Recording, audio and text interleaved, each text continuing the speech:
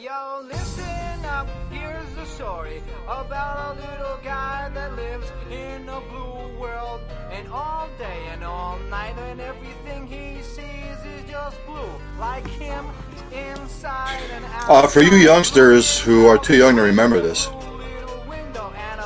this is Eiffel 65. I'm blue, da da dee, da da, whatever he says. It's 25 years old already. Can't believe that. Welcome to another edition of Body Right, dedicated to college football. I think I said we were 20 weeks away from the start of the season. Almost 19 weeks away. I could never get enough of it, even in the era of NIL and transfer portal. Don't get me started. But ladies and gentlemen, welcoming him back to the show. That's Mr. Mike James. He covers Navy football. James, thank you so much for joining again. No, it's good to be here. You know, you're playing that intro song. That song was all over Europe on my first deployment. It was yeah, it was kind of hilarious. That was like the definition of Euro music when I was over there. Every club. I'm getting old, so I think it came out in 2000. From what I remember correctly, I believe it's 25 years old now. So sounds about right. Yeah. Before I go any further, I have to on the Twitter, Mike James at Navy Bird Dog, publisher of the Mid Report, at the Mid Report, covering Navy athletics on the Rivals Network. He is not built for third and long. That's what it says. So, all right. So let's recap 2024. Obviously, they started off hot. They were 6-0. Then they bump into Notre Dame. They get waxed, which was not fun for Navy fans. And then they follow it up with an inexplicable loss to Rice. And of course, they beat South Florida. They lost to Tulane, which was ugly. And then they beat East Carolina, and then really they salvaged their season. They beat Army. And then you and I talked. I thought Oklahoma would win the game. But look, Oklahoma won the Lockheed Martin Armed Forces Bowl. Navy beats Oklahoma 21-20. So they end off on a real good note, even though it was topsy-turvy for like the last 6-7 weeks of the season. So I know Navy opted out of having a spring game. So how's spring practice going? What do we feel like we need to improve on? I went back and looked over some stats. And look, Mike, we all know what Navy and Army like to do.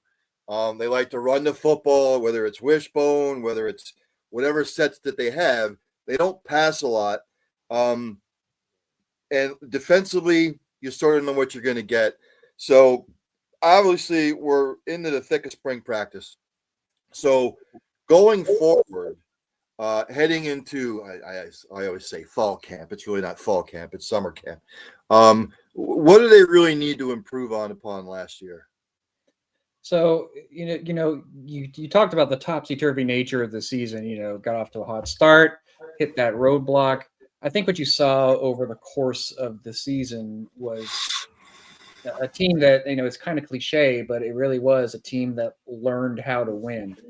They got off to the hot start. They caught some teams off guard. They didn't know what was going on. They run into Notre Dame. And, Notre Dame was obviously phenomenal last year, but Navy lost that game because of things that Navy did to themselves. They had 6 turnovers. 6 turnovers. All just complete mental errors, not catching punts, just dropping the ball. It was – and you see things like that and when Brian Newberry talked about that after the game, he said, I think maybe the moment kind of got to them. But and you saw those moments, you follow that up with the Rice loss, and they had another big moment. They were playing for a chance at the conference championship game against Tulane, and they laid an egg in that one. But then in the East Carolina game, it's almost like a switch flipped, where you could almost see the moment that it happened. The first half of that game was a lot of this similar mistakes. Blake Horvath wasn't playing. But then all of a sudden something clicked, and then they finished up the first half strong. The second half, they blew them out, and then they were like that kind of the rest of the year. So I think when you look at spring practice, you want to build on that team that, going into last year, they had 4 straight losing seasons. They were learning how to win. Now you have a team that knows how to win. Where can you go from there? What can you build on that? And you have a lot of the same pieces coming back. Yeah. All the offensive skill position players. Your top stat gainers. They're all back. A lot of production. Up on the defensive line. They are coming back too. So what can you build on? And in spring practice, it's kind of been this weird dynamic where the focus at a lot of those positions has just been about building depth. Blake Horvath is limited in practice. Eli Heidenreich limited in practice. Alex Pesca limited in practice, not because they're hurt, but because they want to build the depth behind them. The coaches know what these guys can do. Let's build the depth behind them. The one thing that there are a couple positions that are in question. You got offensive line, you have linebacker, you have the secondary, and those are the positions where you see a lot of that competition about who's gonna step up, and particularly along the offensive line. Everyone on the 3 deep at tackle last year, both sides, is gone. So you have a lot of questions that have to be answered on the offensive line, and those aren't going to be answered in the spring. They're going to take all spring to do that. It's going to take all fall to probably find the right 5 guys on the offensive line too. But that's really what you're seeing is that you're building depth behind the returners, behind all the key guys, especially on offense. And then at these other positions, you just got to find the right guys on the field. Yeah, ladies and gentlemen, like I said, the service academies don't do a lot of passing. Last year, at the end of the year, Navy was 132nd, the Air Force was 133rd, and Army was obviously last in passing. So again, we know what we're going to get year in and year out. But to your point last year, as I remember you saying, it wasn't like Navy wasn't trying to throw the ball last year, because at times they were trying to mix in the pass, but their bread and butter is the run game. It is the run game, and actually, it's particularly in the second half of last season, Blake Horvath was hurt. He had a rib injury that it really from kind of like the USF game on, he just wasn't the same throwing the football. I think Navy wants to throw the ball a little bit more, and I think they have guys who can do it. Between Eli Heidenreich, Nathan Kent. He's got literally world-class speed. He's a Olympic trials semifinalist in the 400 meters. He's a guy that really can stretch the field. And they have guys you can throw the ball to, but I think the biggest question for them, if they want to throw the ball more, and Drew Cronick has been open about wanting to throw the ball. He did it at Mercer, he did it at these other stops. He has no problem throwing the ball, but looking at next year, you gotta. It's all about the pass protection. You gotta give the quarterback time to get the ball out of his hands. I think that's going to be more than anything, more than Horvath, more than his targets. I think it's going to be the offensive line that determines how much Navy's going to throw the ball next year. Talk to me about the defense. Just looking over last year's stats, they finished 51st overall. Let's face it, which isn't all that bad, to be quite honest with you. I mean, they could be like a couple of yards off being 43rd. Talk to me about the defensive side of the ball, who they lost, who they might be looking to. Because again, in their conference, I think it's going to be some sort of the same basic players battling for the conference title. You would think so, although it's with the transfer portal, it's so hard to tell. If you look at some of the players like Tulane lost, they're all their stars are basically left. So, now obviously they're also a prime candidate to bring in great players too. So you really never know. I think that's one area where Army and Navy both kind of stand out, is that they are going to have more year-to-year continuity than the other teams in the conference. And so that should, in theory, help them get a leg up and keep them competing for conference titles year over year. But you look at the defense, over the course of the season, it's almost like two halves. The real big difference in the course of the season was in the run defense. If you look at the run defense in the first half of the season, playing teams like Memphis, who ran all over them, it almost seemed like Navy was so concerned with giving up the big play that and not letting the ball go over their head that they lost a little bit of their aggression. And that aggression is what they usually do traditionally. Helps them stop the run. And you look at what they like to do. They like to do unconventional run fits, bring guys from gaps that you don't expect. Offensive linemen don't know who to block, and that helps them get into the backfield, make some of these stops. And you didn't see that as much in the first half of the season. From the USF game on, though, it really picked up. And if you look at that USF game in particular, the week before USF played Navy, they ran for 400 yards for Atlantic. Come against Navy, they run for like 60 or 70 or something. It was something ridiculous.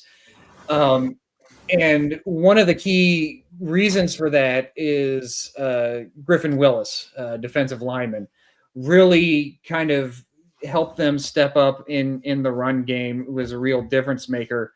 And then as you look at who they have to replace along those lines, you're looking at linebacker, both Colin Ramos and Kyle Jacob at those inside linebacker positions. Huge productivity, both against the run and the pass. Big shoes to fill. But the one thing that Navy has going for them is that they did get some guys that had some experience. And Marcus Bradford and Anthony Parker, both young guys, both got meaningful snaps, especially in the second half of the season. And so theoretically, they should be ready to step in because they had some of that experience. In the secondary, it's a little bit different. You lose Rayon Lane and Williams at those safety positions. And the important thing about that is not just their physical ability, but those are the guys that kind of quarterback the defense. They're the wearing the dot on the helmet. They're the guys getting the calls, knowing where guys are supposed to line up in front of them and kind of getting people in the right position. And so physically, the coaches are very excited about the guys they have in the secondary, but it's a question of who's going to be able to step up and know the defense well enough to get guys lined up. And also just the versatility. Ray Lane, he's getting looks from the NFL right now, not just because of who he was in coverage, but also because he was so comfortable making plays at the line of scrimmage and hitting guys. And you need that kind of versatility in PJ Volker's defense. Everyone is expected to do everything. Everyone's kind of a hybrid position, so you have to be just as comfortable. Guys in the secondary have to be comfortable making plays at the line of scrimmage, and then guys on the defensive line have to be comfortable dropping back into coverage. It's that unpredictability is where it's the most effective. So finding those guys who know their job, know everyone else's job, and have that kind of versatility, that's the big question in the secondary for the defense right now. I have to ask, toward the end of last year, how important it was beating your arch rival, the Army-Navy game, to propel you into the game. Now, look, I know Oklahoma had some players that didn't play. They opted out of the bowl game, X, Y, Z. But how important is it for them to beat Army and then beat Oklahoma in the bowl game going into the offseason? It's really a validation of everything that they had worked towards. Because when you have a team that had been coming off of all, 4 straight losing seasons, you hear the talk. Well, these guys are falling behind, and you start to hear all these stories about, well, why is Navy falling off? Are they not recruiting as well? Is something wrong with the program? Internally, everyone kind of, COVID hit Navy really hard. They lost with each class, they lost a considerable number of players that just left the school. And at a Surface Academy, when everything is about roster management, everything is about guys getting reps over the course of 4 years, so that by the time they're a senior, when they step in, they're just better at their job than the guy lined up across from them. But when you lose guys like that, it takes a while to kind of prime the pump to get that system loaded again, so that 4 classes are brought up together and ready to assume a leadership role your senior year. And I think there was never as much wrong with the program as people thought there was.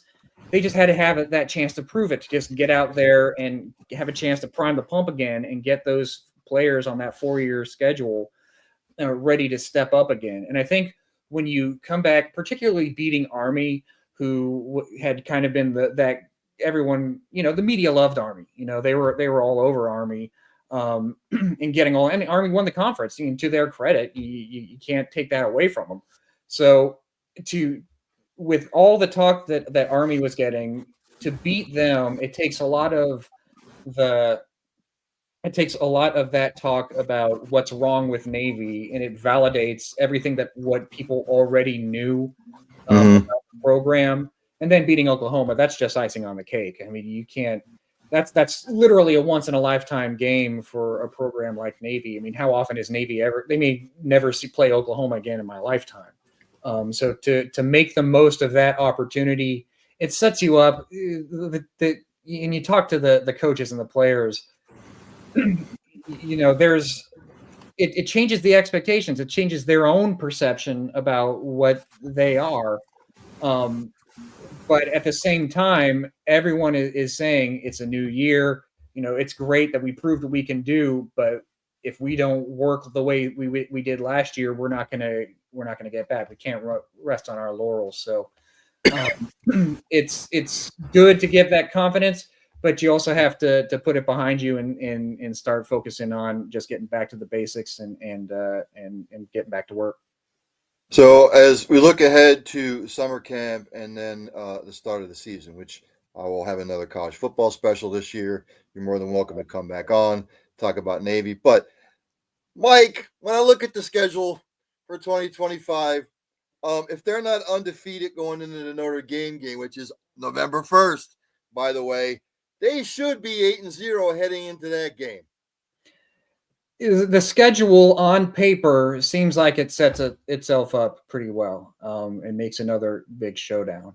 Again, when you look at the conference, you never know what you're going to get, because the transfer portal makes it very unknown. But when the other thing about the portal is that teams that rely on the portal at the beginning of the year tend to be a little more disjointed. It takes a little bit more time for teams to kind of come together a little bit. So if you get certain teams early, I think Air Force is going to be improved this year, right? Because we talked about Navy's roster issues. Air Force had a lot of that. That was a big part of their problem last year. You figure if their biggest problem was experience, well, they have a little bit more of that now, so they'll come back. Now they've got some issues at quarterback. It looks like their starting quarterback from last year might end up being leaving the school, so they're going to have some questions, but they'll be better. So there are some potential pitfalls, but the opportunity is there, and you have to recognize what kind of an opportunity that is. Now, obviously, the team's going to say you got to take it one game at a time, and that's all true. But with the amount of talent that Navy has coming back, the schedule, the way it's lined up, you have to feel like there's the potential there for a really exciting season for the Mids. Yeah, because the back half, a little bit more difficult. I know they got Notre Dame. Memphis won't be a slouch. Mm-hmm. They've got USF, who never know what you're going to get with USF. It could either be great one year, and then the next year they're absolutely horrible. And look, it would kind of be weird for them to, they'd have to play in the conference championship game potentially, and then you got to get back up for Army, which is weird the way it sets up. Yeah, well, Navy did that in 2016. You know, they played Temple one week, then came back the next week, had to play Army. Army did that last year, played Tulane, and then had to come back and play Navy. It's it's just the reality of the way things are right now. You want that extra time to prepare for Army, but at the same time, playing for a conference championship and the kind of doors that opens for the program, that's important too. You know, if you look at whoever wins the American Athletic Conference is going to be in the conversation for a playoff spot. You know, and you have to take that into account. And if you look at just the history of service academies and how really over the last 50 years, people have kind of written them off as big time players in college football. And, you know, they're never going to be number one, number two in the country the way like it's World War II or something. But if they can get back in the picture and be playing for those kinds of opportunities, that's all they want. They just want that chance. And if they can play their way into that, all the better. And playing in a conference championship game, that's the door. That's their way in. So you kind of have to accept the challenge and hope that you have that problem to deal with at the end of the season. Ladies and gentlemen, that's Mike James, again, at Navy Bird Dog, publisher of At the Mid Report, covering Navy athletics on the Rivals Network. And again, he says he is not built for third and long. Mike, thanks so much for joining the program. I will be picking your brain in the months to come. Can't wait. It's good to talk to you, Ron. Thanks, Mike. You too. Always great to have guys like Mike on, covering across the country. I'm only here in my spatial estate here in the Northeast. But these guys are in the thick of it. Well, that's why I have these guys on. I follow it 24/7, but when I pick beat writers' brains about the inside scoop, that's what I'm looking for. And look, Navy had a fantastic year last year. The second half of the season was topsy-turvy, but they beat Army and they beat Oklahoma. And again, I get it. Oklahoma, they had a lot of guys opt out, but that's just the era that we're in. So Navy righted the ship the last 3 weeks of the season last year, and I want to see how that propels them in the American Athletic Conference this year. I am going to go to some news and notes from the world of college football. Excuse me. And again, technology is supposed to make your life better. But sometimes it doesn't always work out that way.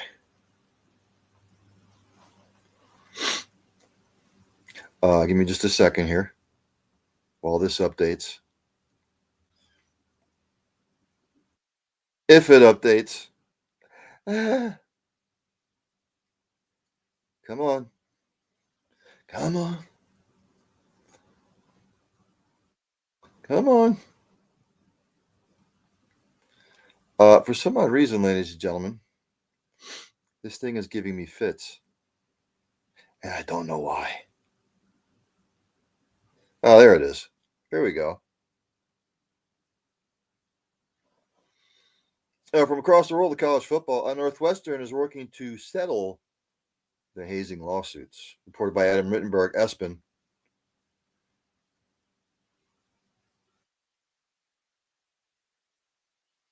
$130 million wrongful termination lawsuit against the school for Pat Fitzgerald is set to go to trial in November. The terms of the provisional settlement are confidential. As far as Fitzgerald, his attorneys on Tuesday said Northwestern's motion for continuation was denied and that the trial date for his case remains set for November the 3rd. They have repeatedly requested earlier trial dates so that Fitzgerald, fired in July of 2023 for cause, can return to coaching college football. Coach Fitzgerald has basically said throughout this that he has done nothing wrong. Again, this is a mess. It's been a mess for the last 2 years. It's probably only going to get messier leading up to November.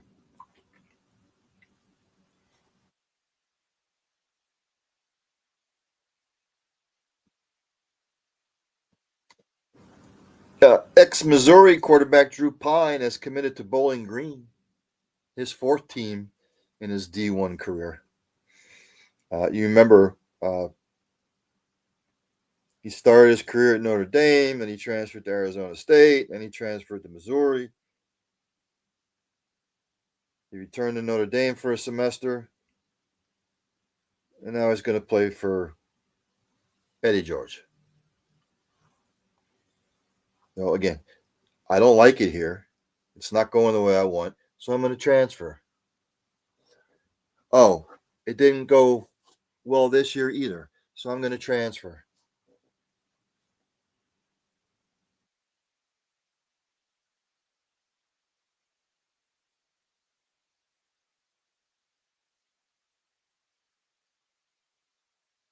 Let's see what else. And again, my screen has frozen for no apparent reason. This reported by Dan Murphy, ESPN. House settlement nears finalization amid judges' last concerns. Again, a multi-billion-dollar legal settlement with the potential to reshape the business of college sports inch closer to a fast-approaching finish line during a federal court hearing Monday. I'm just going to read this verbatim. Judge Claudia Wilkins declined to provide final approval of a deal between the NCAA and plaintiff attorneys representing past, present, and future Division I athletes. But she directed lawyers to address a short list of her remaining concerns within 1 week. Wilkins said, "I think it's a good settlement, but don't quote me." If you remember, the NCAA has agreed to pay roughly $2.8 billion in damages to past and current athletes to settle 3 federal antitrust lawsuits that claim the association's rules have limited the athletes' earning potential in various ways. Do you get all that? The deal, commonly referred to as the House settlement, after lead plaintiff Grant House, also would create a new system for schools to pay players directly starting this summer. Again, they're not college athletes anymore, ladies and gentlemen. It's just semi-pro athletics. In exchange, the NCAA will be allowed to limit how much each school can spend on its athletes per year. An effective salary cap that is expected to start at roughly $20.5 million per school and increase annually during the 10-year lifespan of the deal. The deal also gives the industry's most powerful conferences an increased ability to police the name, image, and likeness deals between athletes and boosters, which is intended to keep teams from using their boosters to circumvent the $20.5 million cap. It's a lot of gobbledygook. Pandora's box has been opened and will never be closed.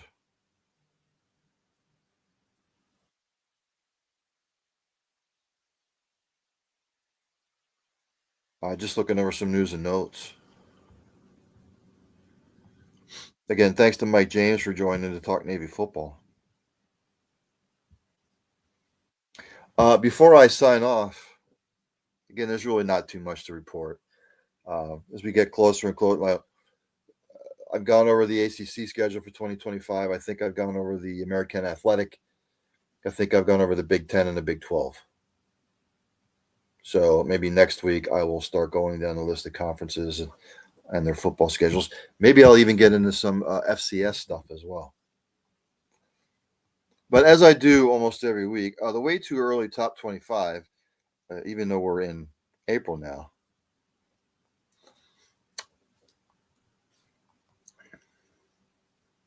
it's interesting to see each publication's whatever they have. ESPN had theirs in January. I did one for NCAA.com. I'm trying to find another one. So give me just a second here.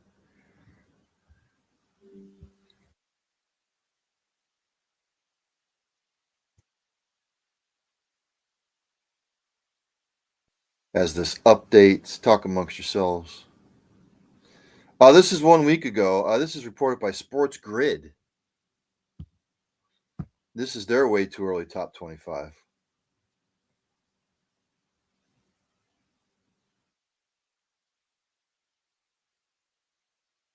Give me just a second here, again, as it updates.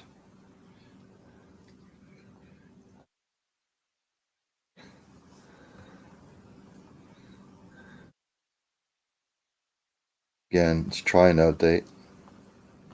Okay. In the 25th position, they have the Georgia Tech Yellow Jackets. They were 7-5, I think, last year. But they have them ranked 25th. 24th, they have Arizona State. See how they can improve upon their success from last year. 23rd is Florida State, which I still don't see it. But look, everybody's top 25 is going to be different. 22nd, Missouri. Be interesting to see how they replace the quarterback, Mr. Pine, some others. 21st, they have Indiana. My bet is Indiana will not have the same kind of season they did last year. 20th, Oklahoma. Brett Venables might be on a little bit of a hot seat coming up. I think Oklahoma Nation, Sooner Nation, is expected more. 19, they have Louisville. Again, always a threat in the ACC. Number 18, they have SMU, who blew a chance to do some more damage, but they have them 18th. 17th, they have Auburn. Not sure about that. 16th, my Florida Gators. And some prognostications have them in the top 10, even the top 8. No. 16th maybe is about where I would have them. 15th, they've got South Carolina. Could make some noise in the SEC East. Tennessee, Georgia, Florida. Better watch out. 14th, they have the Hurricanes. Well, of course, with Carson Beck there after he did a double take. 13th, the Texas A&M Aggies. See how they respond after their collapse last year. 12th, the Michigan Wolverines. We'll see. Still not sold on the rebuild. 11th, Ole Miss. No more Jackson Dart.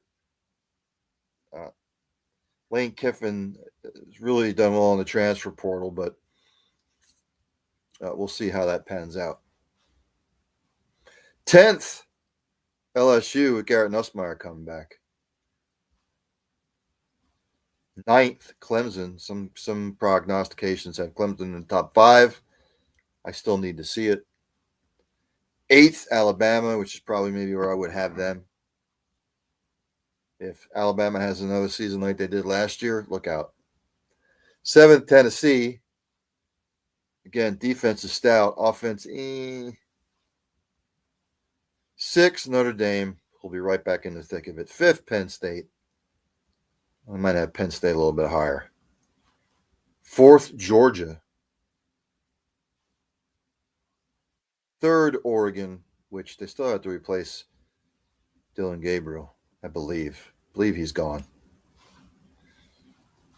2nd, Texas, and they have Ohio State first. I would have Texas first. I would probably have Penn State second, then maybe Ohio State third, Georgia fourth, Notre Dame fifth. So there you have it. Again, thanks to everybody who tunes in live or you watch the replay. It's greatly appreciated. Again, I do this for fun. I don't have sponsors. If I had sponsors, I might be able to take this to a whole new level because I don't have a problem getting guests on, like Mr. James, who's a friend of the show here. We have like again on early evening sports buffet with the Ginch. Larry McReynolds was on talking NASCAR. Mr. Tom Luganville from ESPN, waxing poetic with me about college football. So, do I have any outro music? I don't see anything. Not really. So I'll just play what I played in the beginning. Have a great night, everybody, and I'll see everybody hopefully tomorrow.